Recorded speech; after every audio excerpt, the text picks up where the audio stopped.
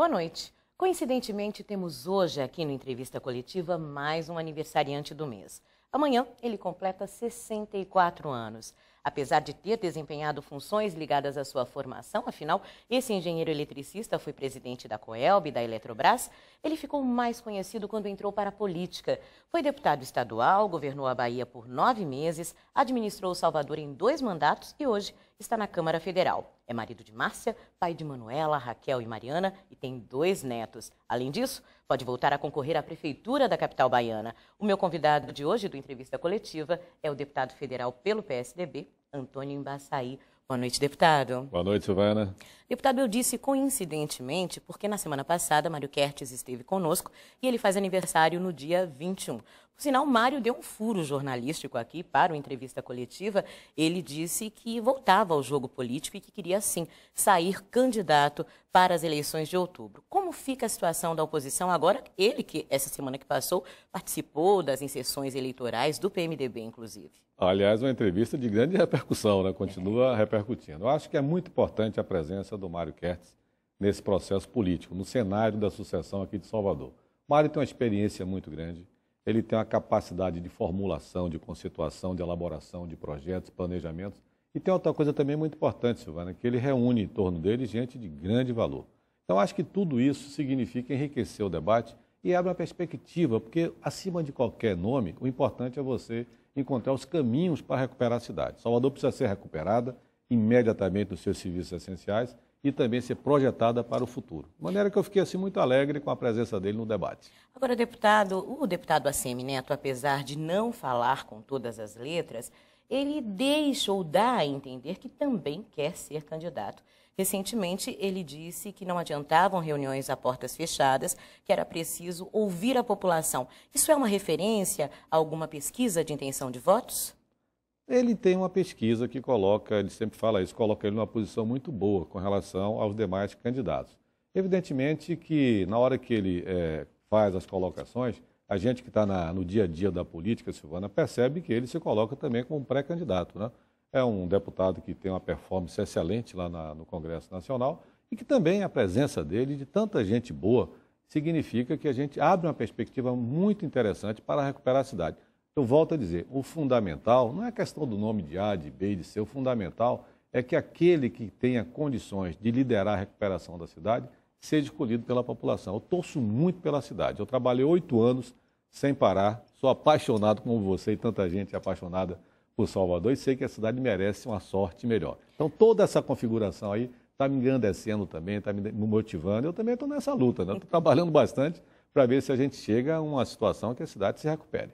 Pois é, sob quais circunstâncias o senhor deixaria Brasília e realmente se candidataria à Prefeitura de Salvador, talvez só pelo PSDB ou dentro de uma frente de oposição? Olha, o PSDB da Bahia, de Salvador, até fez uma reunião e praticamente me convocou, né? Acha que eu tenho também experiência, fui um prefeito muito bem avaliado, quer dizer, a minha equipe, enfim, a cidade tinha uma autoestima muito elevada, a cidade realmente experimentava naquele momento uma situação assim muito legal, de maneira que eu me coloco também como pré-candidato, mas sem que seja aquele pré-candidato que tem que ser de qualquer maneira candidato, porque tem também muita gente boa no cenário. O que eu desejo efetivamente, Silvana, eu digo isso realmente de coração, com muita sinceridade, é ver a minha cidade recuperada, né? Se a gente conseguir construir nesse momento um arco de alianças com outros partidos políticos que permita não apenas você chegar à vitória, mas sobretudo você eleito, né? Reunir condições de formar uma excelente equipe, elaborar bons projetos, traçar um rumo para essa cidade, é tudo que eu quero. É isso que está me motivando, está me colocando nesse debate da sucessão eleitoral. O senhor abre mão desse espaço pelo DEM de ACM Neto e pelo PMDB de Mário Kertes? Não, eu abro mão pela unidade, né? Eu acho que a gente tem que procurar a unidade que é o princípio de tudo, né? Eu trabalho muito nisso aí, intensamente. A gente tem feito, até você citou aí o deputado, que fala que não é interessante fazer reuniões. É importante fazer reuniões, sim. A gente tem feito várias reuniões com outros partidos, conversando, inclusive elaborando projetos, fazendo diagnóstico. Eu acho que isso é decisivo. É fundamental. Eu me coloco também como pré-candidato, mas sem aquela coisa de querer ser porque tem que ser de qualquer maneira, porque isso não leva a nada. O que você tem que fazer é reunir condições para recuperar a cidade, acima de tudo, de partido, porque essa eleição, Silvana, não é uma coisa que se decida a nível dos partidos políticos, não.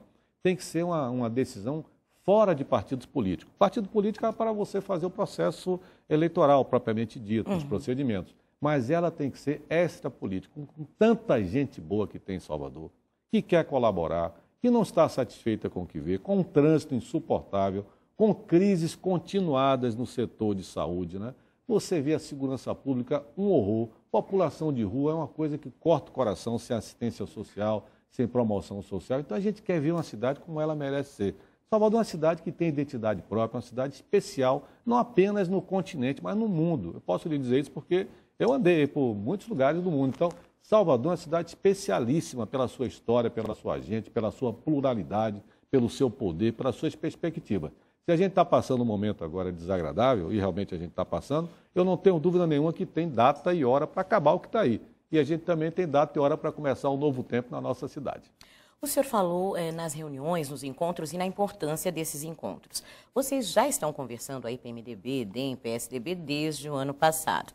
E a gente se pergunta o que falta para fechar esse acordo. O repórter Cristiano Gobi, aqui da Band Bahia, tem uma pergunta sobre esse assunto. Boa noite, deputado. O senhor acredita que ainda seja possível unir os partidos de oposição ao governo do Estado no lançamento de uma candidatura única para prefeito de Salvador? Acredito, Silvana, acredito no primeiro turno. Evidentemente que esse é um esforço que a gente faz, porque cada partido, né, tem sua história, tem sua linha programática, tem a sua circunstância, enfim, tem as suas perspectivas e também as suas limitações. E a gente está conversando com muita sinceridade. Cada partido coloca as suas limitações, as suas possibilidades, as suas qualidades, os predicados, enfim, amplitude, avaliação científica. Então a gente está fazendo um trabalho assim de grande responsabilidade. Eu fui prefeito 8 anos, eu jamais vou entrar numa aventura para que a gente possa, de repente, levar a cidade para uma situação de dificuldade. O que eu quero é construir uma unidade das oposições que permita até, quem sabe, vencer as eleições já no primeiro turno. Se não for possível, porque todo cenário na política a gente tem que também considerar, se não for possível, a gente fazer uma organização que permita, no segundo turno, levar a vitória e recuperar a cidade. Isso é que é importante, recuperar a cidade. Em instantes, você vai ver a novela do metrô aqui da capital baiana e também a influência da eleição na Prefeitura de São Paulo no cenário político nacional. O Entrevista Coletiva volta já já.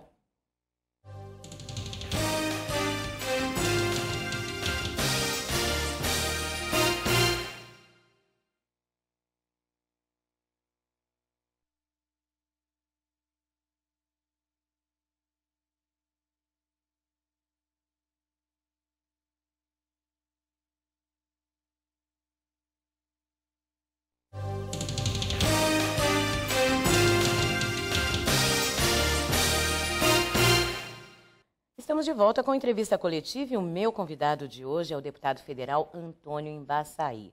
Deputado, nós conversamos um pouquinho sobre gestão no bloco passado e, falando em administração, o prefeito João Henrique está com um problemão. O apresentador do Brasil Urgente, o Ziel Bueno, tem uma questão para o senhor sobre esse assunto. Deputado, boa noite. O senhor já foi prefeito e sabe quanto é difícil administrar uma cidade como Salvador. Mas a preocupação agora é em relação à gestão João Henrique.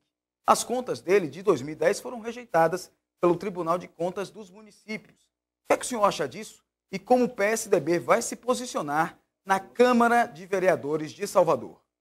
Veja, Zé, as contas do prefeito João Henrique, Silvana, foram reprovadas nos anos de 2009 e 2010, seguidamente. Isso não aconteceu na história de outras capitais brasileiras. É uma coisa que envergonha e constrange a população da cidade, ver as contas rejeitadas por uma questão de graves. A gente vê gravidade, desvio de recursos na área de saúde, na área de educação, licitações viciadas. É uma situação realmente muito grave. Eu conheço os dois relatórios, de 2009 e de 2010. Então, lamento muito isso. E a posição nossa do PSDB é uma posição clara, tecnicamente. Nós estamos discutindo tecnicamente, olhando com muito cuidado, não permitir de maneira nenhuma a politização desse assunto. Esse é um assunto técnico. E se realmente a Câmara, eu entendo, tiver juízo e tiver responsabilidade, como eu espero que tenha nesse momento, não partidarize e dê ao prefeito a lição que ele merece, a reprovação. Agora, deputado, ainda se comenta na Câmara que haveria a possibilidade do PT apoiar a aprovação das contas em troca de um possível apoio nas eleições de 2012. Qual a avaliação do senhor sobre essa possível situação? Eu fiquei surpreendido, porque eu li, inclusive, declarações de líderes e vereadores do PT, dizendo que se o prefeito João Henrique apoiasse o pré-candidato à Prefeitura de Salvador, o deputado Nelson Peregrino, a bancada do PT iria então aprovar as contas. Isso é uma coisa realmente absurda, isso é uma vergonha, essa falta de consideração e de respeito com o contribuinte, com a população de Salvador. E eu espero que esse caminho não seja levado, porque se um candidato precisa desse expediente, imagine se ele for eleito, o que é que ele vai fazer. Então, eu acho que isso aí a população reprova e eu espero que a bancada do PT, eu conheço inclusive vários vereadores do PT, e vejo que lá eles podem rever, se essa posição existe, eles podem rever até para o bem da cidade. Se as contas estão rejeitadas com fundamentação, cabe ao prefeito pagar o preço que ele merece. Ainda falando em administração urbana, as eleições acontecem também na cidade de São Paulo, maior cidade do país. E lá, José Serra já se disse que, como candidato ou pré-candidato do PSDB, ele tem dois oponentes, o secretário de Energia, José Aníbal, e tem também o deputado Ricardo Trípoli. As prévias do dia 25 vão acontecer em São Paulo, deputado? Vão acontecer. Até ontem eu conversei com o Ricardo Trípoli, que é companheiro nosso, deputado federal. Ele até reconhece que não tem nenhuma condição, nenhuma chance de vitória. Praticamente o Serra já está consagrado como o pré-candidato a prefeito de São Paulo pelo PSDB. É um quadro fantástico, uma pessoa que tem uma capacidade de trabalho extraordinária, foi um grande ministro da Saúde, considerado o melhor ministro da Saúde da história do Brasil, ministro de Planejamento, senador da República, deputado federal, enfim, foi prefeito de São Paulo, governador e candidato duas vezes, foi derrotado, evidentemente, duas vezes candidato à presidência da República. Eu acho que a presença do Serra, agora como candidato, é de grande significado não apenas para São Paulo, Silvana, de grande significado para o Brasil, porque, eventualmente, se o PT vencesse as eleições, pode até vencer as eleições em São Paulo, significa que a gente vai seguir no rumo da hegemonia, do absolutismo de um partido que vai ter uma força tão grande que pode até esmagar as oposições. O senhor acredita em reflexos dessa eleição paulistana em 2014? Acredito, porque veja bem, numa hipótese do PT vencer as eleições em São Paulo, capital, em 2014 ele poderá ter muito mais possibilidade de vencer as eleições para governador de São Paulo em 2014. E São Paulo hoje é o reduto das oposições. E numa democracia é fundamental que a oposição resista. O exercício das oposições numa democracia significa melhorar a performance do executivo na fiscalização, na indicação de projetos. Então, acho que seria um grave equívoco da população brasileira se a gente permitir que essa hegemonia... O que é que a gente vê hoje? O governo federal cada vez mais aparelhado, com companheiros, às vezes até pessoas de partido da base do governo, que não reúne a qualidade para exercer o cargo. Essa questão da imprensa também, essa tentativa continuada de você censurar, de você limitar a ação da imprensa, tudo isso é muito ruim. De forma que a candidatura do Serra significa também, não apenas para São Paulo capital, a questão do gestor do município, mas também significa uma bandeira que vai enfrentar essa perspectiva de hegemonia e de absolutismo que o PT quer colocar no Brasil. Já já a gente confere se as eleições em São Paulo podem ter reflexos aqui na Bahia também. E vamos falar sobre reforma política, o quanto ela está sendo levada a sério ou não lá na Câmara Federal. O Entrevista Coletiva volta em instantes.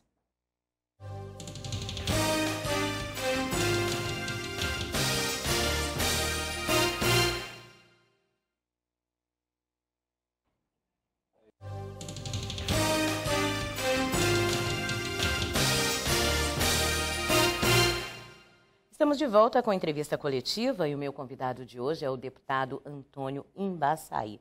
Deputado, no bloco passado o senhor citou aí as influências da eleição da capital paulista no cenário nacional e com relação ao cenário local aqui de Salvador. O destino de Salvador tem que ser decidido aqui. O PSDB não vai forçar uma ligação com o DEM? Nem pense. Eu tenho conversado isso com os principais líderes do PSDB nacional. Uma coisa é você discutir São Paulo, outra coisa é você discutir Recife, vai por aí Fortaleza, Belo Horizonte, Curitiba, Rio de Janeiro. Cada cidade tem a sua característica. Salvador é uma cidade grande, é uma capital e não vai se submeter a qualquer tipo de pressão, de constrangimento para definir o seu destino. Então, nós estamos trabalhando isso aí com muita responsabilidade, com muita serenidade, observando a importância da sucessão em São Paulo, mas preservando a decisão para ser tomada aqui em Salvador. Vai ser assim, eu posso lhe garantir. Deputado, ainda falando um pouquinho de política, de gestão e também de economia. Recentemente, o governo federal anunciou a privatização de aeroportos. E o senhor acredita que esse posicionamento é um posicionamento diferenciado do governo petista agora?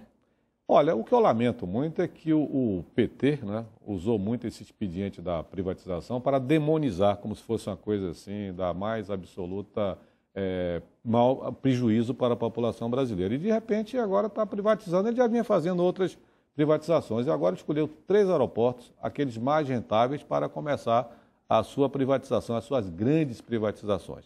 Eu lamento é que, durante todo esse tempo, ou o PT mentiu, né, ou o PT se convenceu de que a privatização é um bom negócio em determinadas situações. Não é solução para tudo privatização, mas nesse caso específico o PT acabou colocando com muito atraso, porque a gente sempre defendeu que era importante você privatizar aeroportos, você privatizar algumas coisas ligadas à infraestrutura. Uma coisa que é função do Estado, Silvana, é educação, é função do Estado, segurança é função do Estado, saúde, meio ambiente. Esses temas todos são temas, vamos dizer assim, inerentes à atividade direta do Estado. Agora, aeroportos, por que não? Então, o PT atrasou, o que a gente vê hoje aí é uma coisa que nos preocupa, né? E agora está naquela tese de fazer puxadinhos nos principais aeroportos brasileiros, o que realmente não é uma boa solução. O senhor leu A Privataria Tucana, o livro?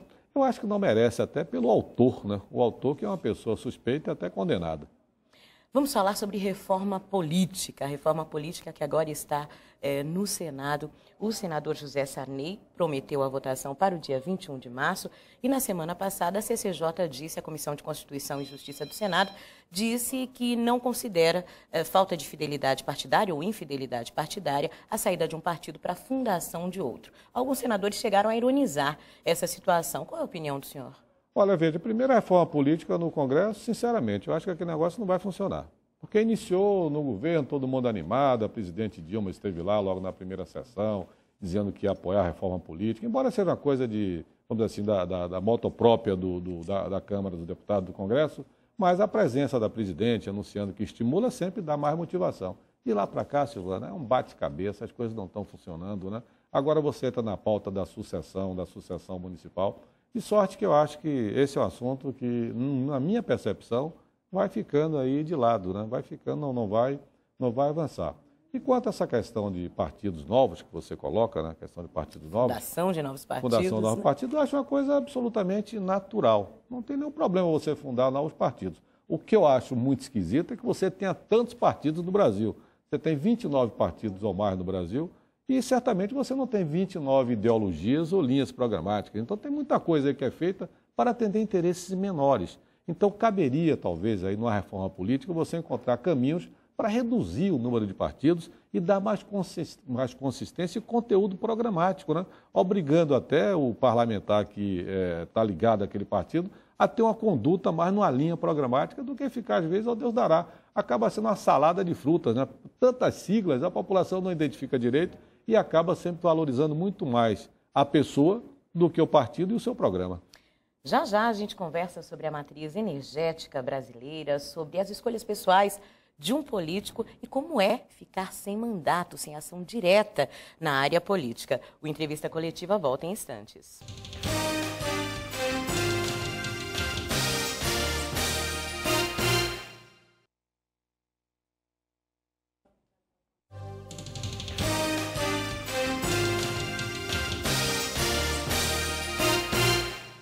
O Entrevista Coletiva está de volta e o meu convidado de hoje é o deputado federal Antônio Embaçaí.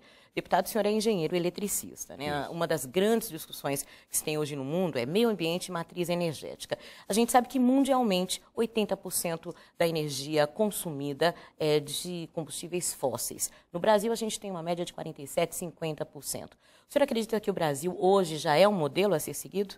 Olha, eu acho que o Brasil é um país privilegiado porque tem fontes hidrelétricas, enfim, rios, a coisa assim fantástica. A nossa matriz basicamente é hidrelétrica, mas na medida, Silvana, que você vai fazendo os aproveitamentos, né, você vai tendo também mais dificuldades. Questão dos aproveitamentos, as novas barragens vão ficando distantes do centro de carga, do mercado consumidor, linha de transmissão mais cara para trazer aquela energia lá de longe, da Amazônia, por exemplo, até a região do Oeste, Centro-Oeste, Sudeste, enfim. E também a questão do ambiente, que começa a ter um conflito muito grave, o aproveitamento hidrelétrico com a questão do meio ambiente. Agora, tem aí uma coisa muito interessante, que é o petróleo, que a gente tem agora uma perspectiva extraordinária com o pré-sal, né, que vai dar um balanceamento nessa matriz energética, e também as novas modalidades. A questão da energia eólica, aqui na Bahia está se fazendo algumas experimentações, no Nordeste brasileiro também, no Sul do Brasil também, questão da energia solar. Então, tem aí uma coisa muito boa para a gente fazer um balanço que permita você preservar o ambiente e manter o desenvolvimento do país. Deputado, quando o senhor deixou a Prefeitura de Salvador, o senhor passou um ano fora, mais ou menos, alguns meses fora, e depois se candidatou ao Senado e não foi vitorioso. Como é para um político ficar sem mandato? Não é fácil, não. Quando eu deixei a Prefeitura de Salvador, eu fui fazer um curso na Universidade da Califórnia, em Los Angeles. Passei lá cerca de 6 meses, né? Tive lá a oportunidade de trocar muita experiência com outras personalidades do mundo da administração pública nos Estados Unidos e fora dos Estados Unidos. Enfim, também passei um pouco da nossa experiência, a questão cultural também, muita gente de outros países. Foi muito interessante. Agora, eu me submeti a uma eleição para o Senado da República, tive mais de 1 milhão de votos, até agradeço porque naquele momento eu tinha toda sorte de dificuldades, em 2006, mas ficar sem mandato para um político que deseja ter uma atividade, uma presença mais intensa, sempre é difícil. De qualquer maneira, Silvana, eu fiquei presidindo o PSDB aqui no Estado, né, fazendo a minha contribuição com ideias, com projetos e também me articulando muito nacionalmente. Então, deu para suprir e a gente, durante esse período, também teve a oportunidade de oferecer uma boa contribuição. Deixar uma cidade como Salvador e ir para Brasília, com todas as diferenças possíveis entre essas duas capitais. Como foi essa escolha? Olha, a escolha, na verdade, o deputado federal tem que trabalhar lá em Brasília. Agora, Brasília é uma cidade muito legal, gosto de Brasília, né? O trânsito de lá é muito melhor, nem falar o trânsito daqui. O trânsito é bom, a segurança também é muito melhor, tá certo? Você tem um ambiente muito bom de diversão, de atividade cultural, esportiva, né? Agora, aqui em Salvador é a nossa cidade, né? O coração nosso está aqui As em filhas Salvador. do senhor estão aqui em Salvador? Estão aqui, estão em Salvador. Tem uma que está em São Paulo, a mais nova está em São Paulo, mas as outras duas ficam aqui em Salvador. Fico triste, porque quando eu chego aqui em Salvador, é uma coisa realmente, fica até meio que desprazeroso, né? Você enfrentar o engarrafamento, que você já sabe, aquela coisa. É tanta coisa ruim que está acontecendo nessa cidade, Silvana, que eu não gosto nem de falar. Lá fora, eu só faço a propaganda positiva, mas aqui a gente realmente fica muito constrangido, a população desanimada, desalentada. É uma tristeza o que a gente vê na cidade. Mas também, é o que eu falei aqui no início, né? Tem data e hora para acabar. Só para a gente encerrar essa boa conversa de hoje, qual é a mola propulsora do senhor hoje? O que faz o senhor seguir em frente, pensar em realmente sair candidato à Prefeitura de Salvador? Olha, Silvana, sinceramente, 8 anos que eu fiquei na frente da cidade, eu misturei a minha vida com a vida da minha família. Eu acho até que eu dava mais atenção à cidade, às coisas da cidade, do que à minha própria família, minhas filhas, a minha esposa. Então, me dediquei como ninguém, não trabalhei como ninguém, não. Tanta gente se dedica, mas eu trabalhei intensamente para fazer uma cidade melhor. E ver hoje essas coisas todas aí abandonadas, a cidade nessa situação que ela está convivendo, sem planejamento, sem organização, uma cidade descontrolada, né? Com uma administração que não tem, perdeu a autoridade, é uma coisa muito ruim.